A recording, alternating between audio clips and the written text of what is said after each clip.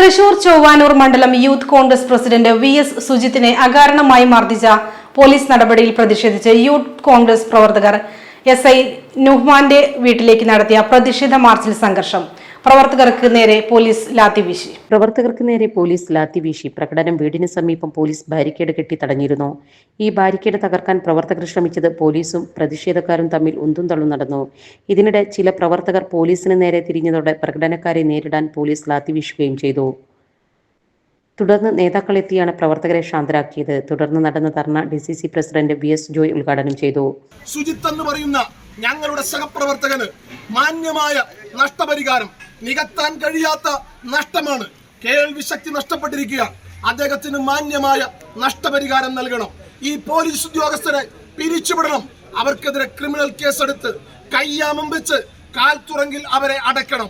അത് നിയമപരമായി നിങ്ങൾ നിവർത്തിക്കണം. മിസ്റ്റർ പിണറായി വിജയൻ, നിങ്ങൾ അതിന് തയ്യാറല്ലെങ്കിൽ നിയമം ഞങ്ങൾ കയ്യിലെടുക്കും. ഒരു തർക്കവും നിങ്ങൾക്ക് വേണ്ട. ഞങ്ങൾ ഗാന്ധി ശിഷ്യന്മാരാണ് എന്ന് വിചാരിച്ച് ഞങ്ങളെല്ലാം സഹിക്കുമെന്ന് നിങ്ങൾ കരുതേണ്ടതില്ല. അണമുട്ടിയാൽ ചേരയും കടിക്കും. യൂത്ത് കോൺഗ്രസ് സംസ്ഥാന വൈസ് പ്രസിഡന്റ് അബി വർഗീസ്, സംസ്ഥാന സെക്രട്ടറി ജസീർ പള്ളിവയൽ, ജില്ലാ പ്രസിഡന്റ് ഹാരിസ് മുത്തൂർ എന്നിവർ പ്രകടനത്തിന് നേതൃത്വം നൽകി.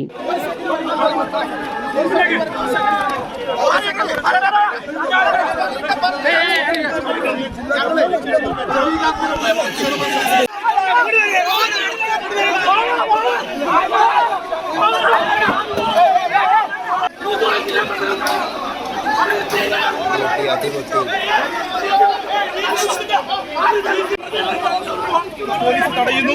അഭിമർക്ക് ഉൾപ്പെടെയുള്ളവരെ പോലീസ് തടയുന്നു.